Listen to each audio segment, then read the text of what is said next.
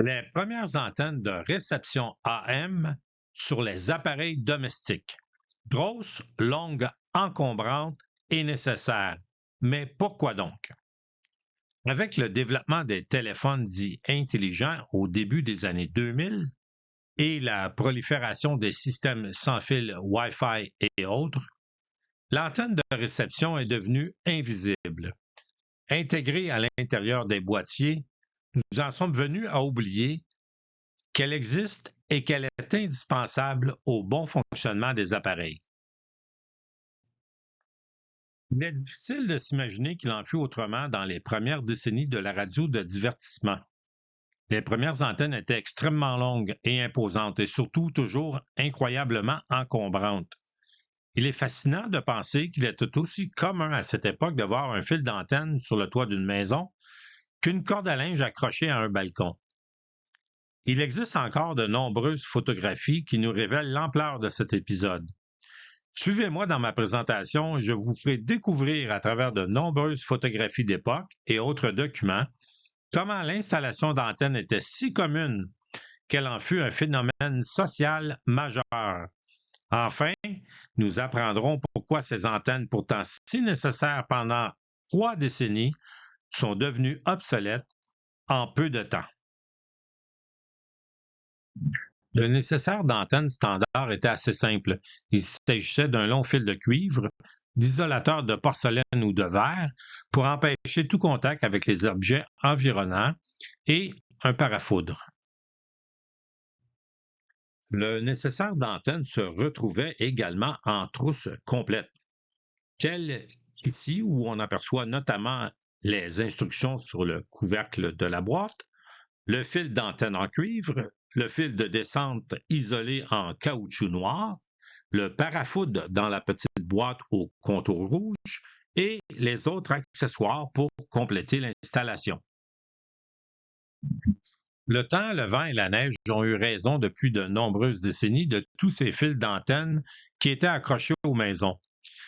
Malgré une époque où l'on ne photographiait pas autant qu'aujourd'hui, il subsiste tout de même des évidences de ce phénomène. Explorons-les ensemble.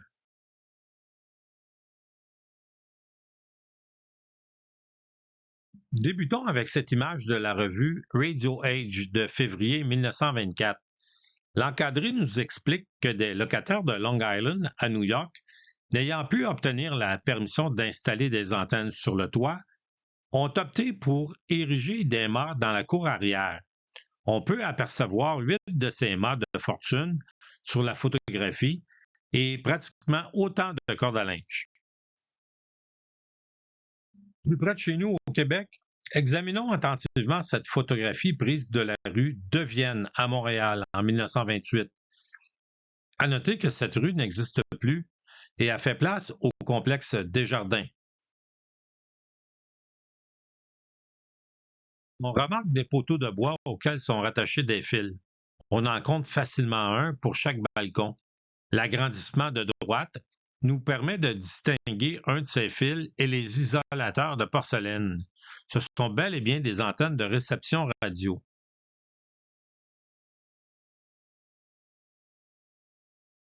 Cette photographie d'une maison de Seattle aux États-Unis en 1930, l'œil averti détectera la présence de telles antennes, ou du moins de ces supports. Même chose pour cette photographie de 1929 d'un commerce situé au coin des rues Rachel et Saint-Denis à Montréal. On distingue assez bien un des mâts avec ses haubans et son fil d'antenne.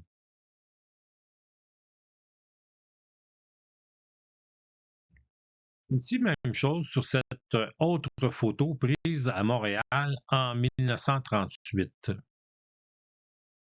Toujours à Montréal, une autre antenne bien visible au coin de Saint-Antoine et Le Noir en 1944.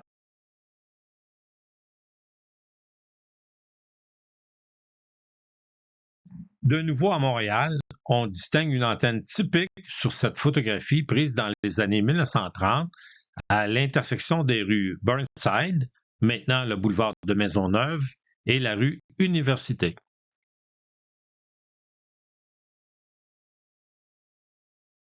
Une photo de 1936 du magasin Metropolitan Stores du 5637 avenue du Parc à Montréal nous dévoile son antenne de radio.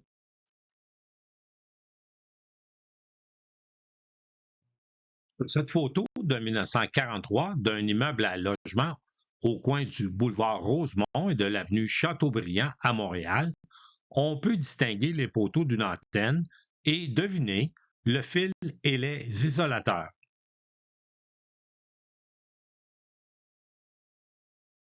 En 1934, sur cette prise de vue de la rue Stanley au nord de la rue Sainte-Catherine, on aperçoit de nombreuses antennes sur le toit de l'immense immeuble d'appartements, le Drummond Building, aujourd'hui remplacé par l'édifice à condominium, le 1200 de Maisonneuve.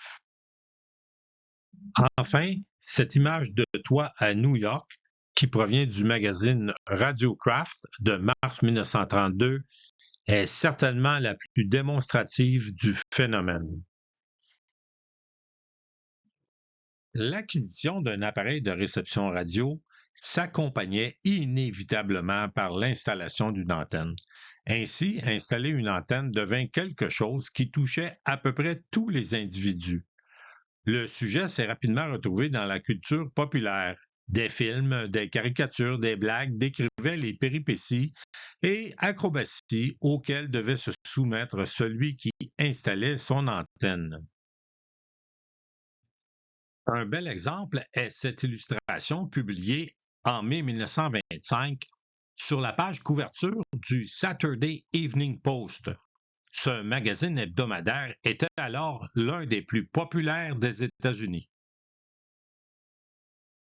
Ce dessin humoristique est un autre exemple.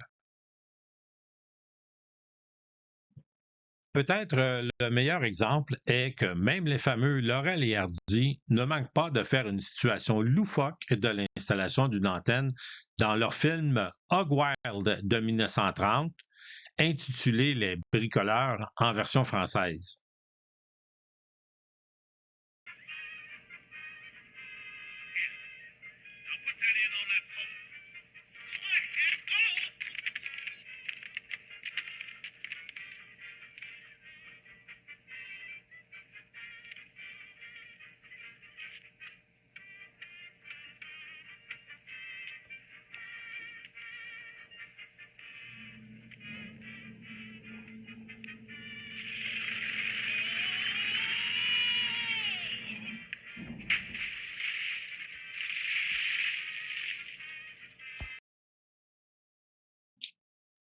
Au Québec, on prend également, avec une pincée d'humour, ce qu'impose l'installation d'une antenne.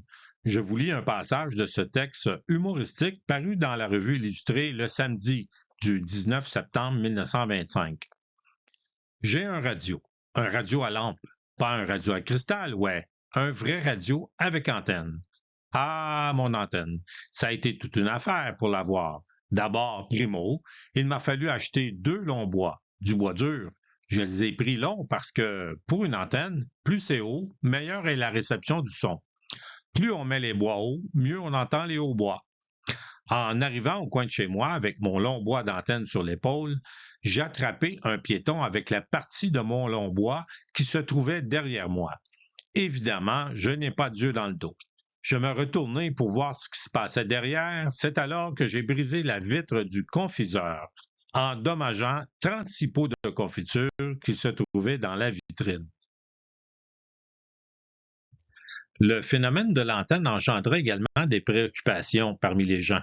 Par exemple, quel était le droit d'un locataire à installer une antenne sur le toit de son propriétaire? Une telle préoccupation est exprimée dans une chronique de consultation légale du journal La Presse en date du 16 février 1924.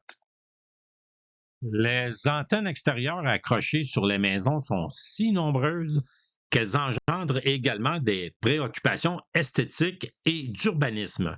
Dans l'événement Un journal de Québec du samedi 26 décembre 1931, on exprime le désir d'interdire les antennes extérieures.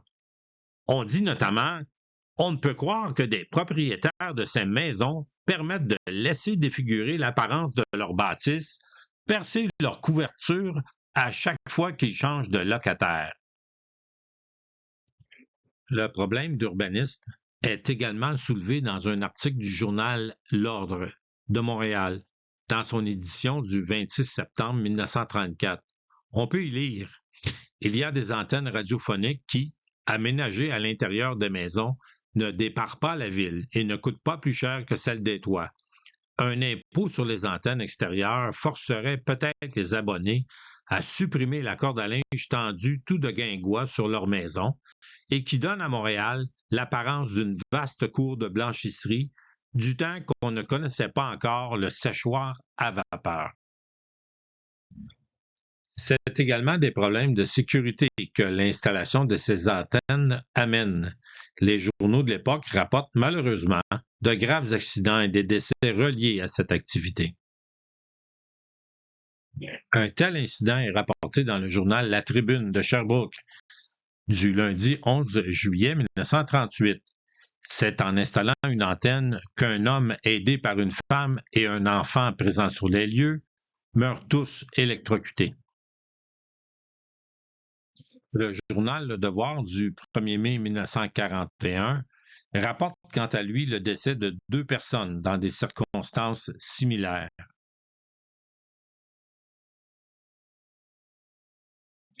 Ici, c'est à Rimouski qu'un homme est électrocuté alors qu'il s'affaire à démonter son antenne de radio. Septembre 1938, dans la région d'Ottawa, c'est un militaire en congé qui chute et se brise une jambe en installant une antenne radio à sa demeure personnelle. À Rosemont, sur la 11e avenue, c'est le décès d'un homme suite à la chute du toit de sa maison alors qu'il installait son antenne radio en 1939.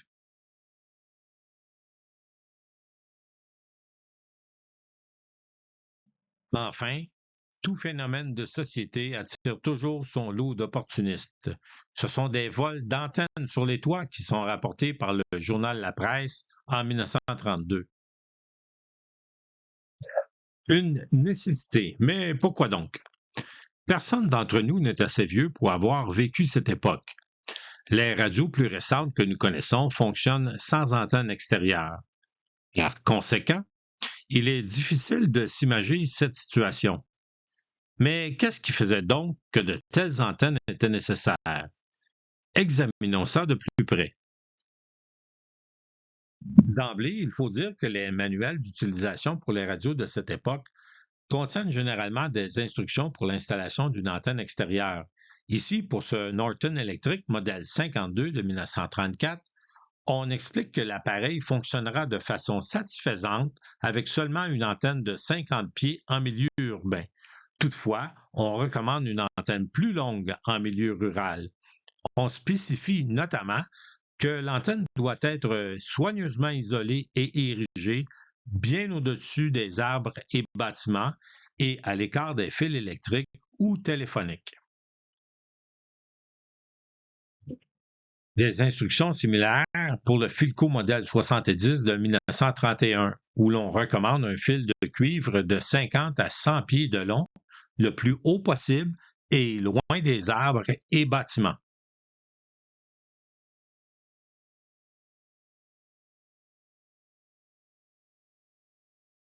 Dans ces instructions du radio à batterie Philco de 1941, conçu pour une utilisation à la campagne, le fabricant souligne la nécessité absolue d'utiliser une antenne extérieure et une bonne mise à la terre pour un rendement complet de l'appareil. La nécessité d'avoir une antenne pour une bonne réception est également répétée dans les revues, articles de journaux et livres publiés au Québec à l'époque. Le sujet de l'installation d'une antenne extérieure apparaît régulièrement dans les journaux, comme dans cette chronique du journal Le Progrès du Saguenay de 1935.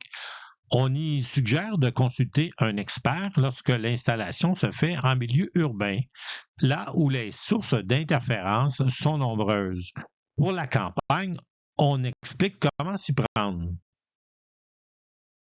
Ici, ce sont des articles du journal Le Devoir du 16 avril 1927 et du 6 juin 1932 où l'on explique la construction d'une antenne pour la réception radiophonique. L'éclaireur de Beauceville du 29 octobre 1925 qui rappelle la nécessité d'une bonne installation électrique mais aussi physique, alors que bien des antennes ont été cassées lors d'une tempête une quinzaine de jours auparavant.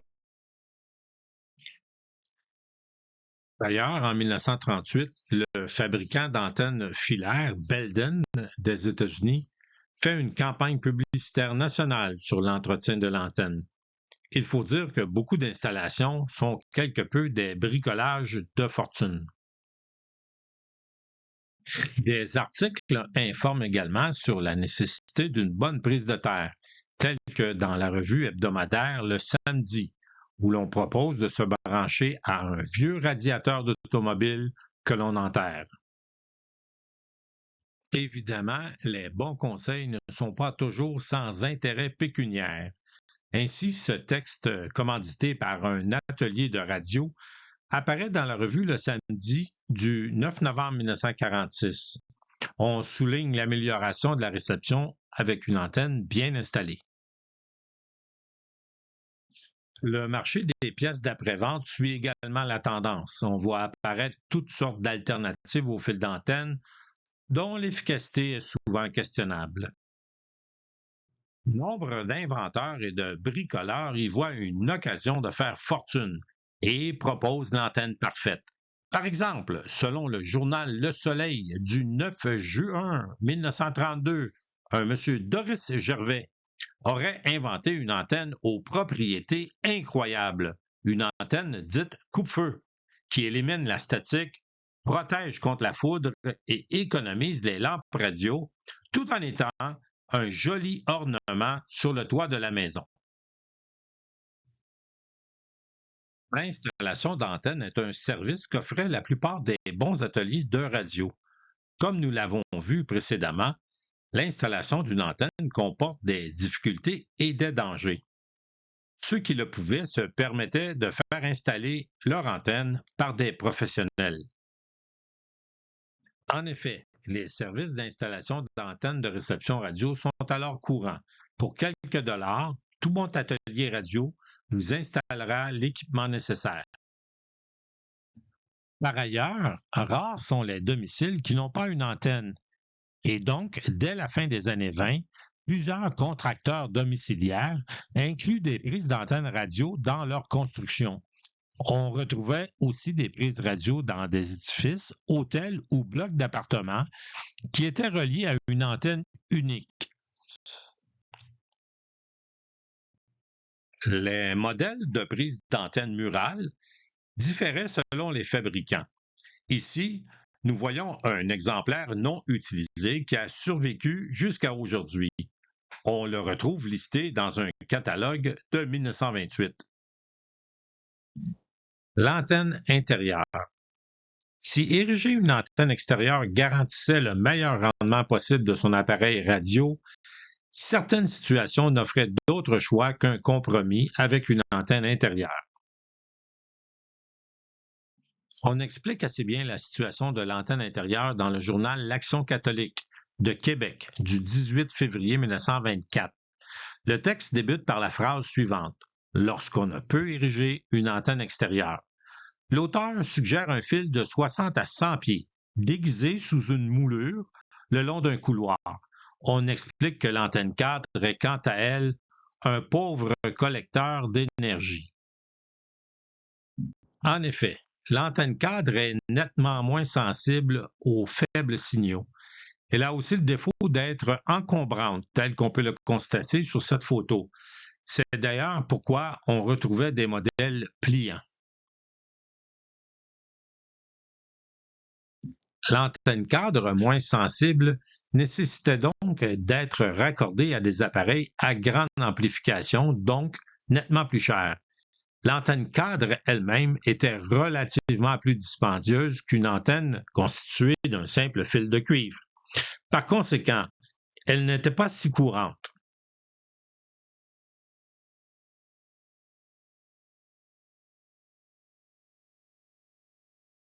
Si l'antenne cadre était limitée à des appareils plus performants en raison de son efficacité moindre, particulièrement au cours des années 20, elle était tout de même pratique pour une utilisation dite portative.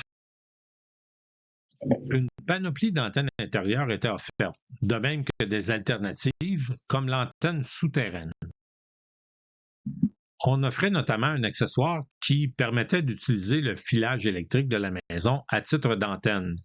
La publicité de cette compagnie prétendait qu'avec son produit, l'époque des maisons couvertes d'antennes était dépassée. À noter l'image qui nous illustre bien les toits couverts d'antennes. Au début des années 1930, les stations internationales sur ondes courtes se multiplient, de sorte que par la moitié de cette décennie, la plupart des appareils radio sur le marché comportent ces bandes de fréquences.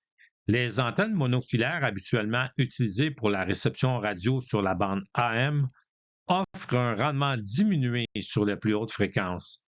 Les fabricants offrent donc des antennes mieux adaptées de type doublé. Souvent incluse dans la vente d'un radio, certains consommateurs ne la jugent pas utile et c'est pourquoi plusieurs de celles-ci ont survécu jusqu'à aujourd'hui dans leur emballage d'origine. Ici, dans cet ensemble Philco All Wave, on constate que l'ensemble est plus complexe que l'antenne de réception régulière. Les antennes de type doublet sont plus sophistiquées en raison de l'étendue des fréquences à capter, telles que sur ce modèle d'antenne RCA Magic Wave qui comporte notamment un transformateur d'impédance. Norton Electric propose également une antenne doublet pour ses radios All Waves. On remarque qu'il ne s'agit plus d'un simple fil, mais d'une antenne à 4 branches. Les tout premiers radios étaient souvent un amalgame de composants interconnectés. L'industrie de la radio a réalisé que les consommateurs voulaient un appareil clé en main ou tout en un, et graduellement tous les composants, tels que le bloc d'alimentation, l'amplificateur, le haut-parleur, etc., ont été intégrés dans un même boîtier. La nécessité d'avoir à faire l'installation d'une antenne extérieure ou intérieure était certainement l'aspect limitatif de ce tout en un. L'industrie radiophonique cherche donc des solutions qui mettront néanmoins un certain temps à remédier à ce problème. Parmi les premières radios à intégrer une antenne à même leur cabinet sont les fameux modèles Radiola super hétérodyne de RCA, notamment le modèle 32 de 1927. Le circuit super hétérodyne est nettement supérieur en termes de sensibilité et de sélectivité, ce qui diminuait le besoin d'une antenne extérieure. Cependant, RCA était le propriétaire du brevet de ce circuit, et ce n'est qu'à partir de 1930 que cette compagnie accorde des licences super hétérodynes à d'autres fabricants. Outre le circuit super hétérodyne, c'est un ensemble de facteurs qui vont graduellement amener à la disparition de l'antenne extérieure par des antennes intégrées à même le récepteur. Un facteur contributif marquant est l'arrivée de la lampe tétrode à la fin des années 20, et particulièrement la lampe radio UY224 en 1929. Son pouvoir d'amplification est maintes fois celui des lampes radio précédentes, et par conséquent, l'antenne n'a pas besoin d'être aussi haute ni longue qu'auparavant, telle que nous l'explique cette illustration du magazine Radio Broadcast d'août 1929. Alors que le circuit super hétérodyne s'impose progressivement chez tous les fabricants de radio, on voit s'implanter des améliorations constantes qui en augmentent la performance, particulièrement avec l'arrivée de la lampe pentagrid en 1933 pour la conversion du signal, ainsi que sa version optimisée, la 6SA7 en 1938. Tout cela contribue également à la disparition des antennes extérieures.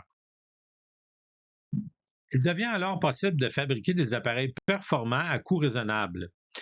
Dès lors, à la fin de 1939 et au début des années 1940, on voit les fabricants mettre de l'avant des systèmes d'antennes intégrés. Chaque fabricant vante les mérites de son système, tel que le Wave Magnet de Zenith.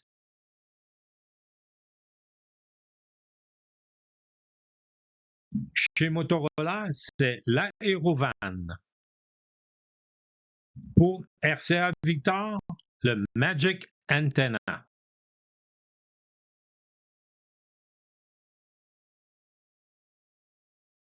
Dans la revue Le Samedi du 7 septembre 1940, on retrouve une publicité sur les appareils RCA Victor.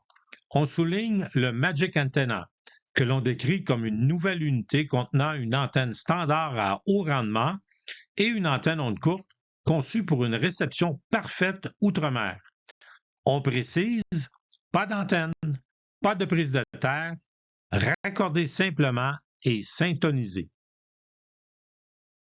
Ici, c'est le Bemasco de General Electric. Le Bemasco, dont on souligne la réception dorénavant meilleure et sans antenne extérieure, ni mise à la terre pour la saison 1940-1941. Enfin, la réception avec antenne intégrée se fait également avec les radios de table, telles que sur ce Philco de 1940, annoncé à l'automne 1939 dans le Bulletin des agriculteurs. C'est toutefois l'antenne sur noyau de ferrite qui permettra ultimement d'intégrer une antenne même dans les plus petits appareils. La ferrite, un matériau inventé au Japon au début des années 30, permet de concentrer le champ magnétique des signaux et de réduire substantiellement la dimension des antennes cadres. Toutefois, ce n'est que plusieurs années après la Deuxième Guerre mondiale que l'on voit la ferrite être utilisée dans les appareils nord-américains. Comme précédemment mentionné, il n'y a pas un élément unique qui permit d'intégrer l'antenne à même le boîtier du récepteur.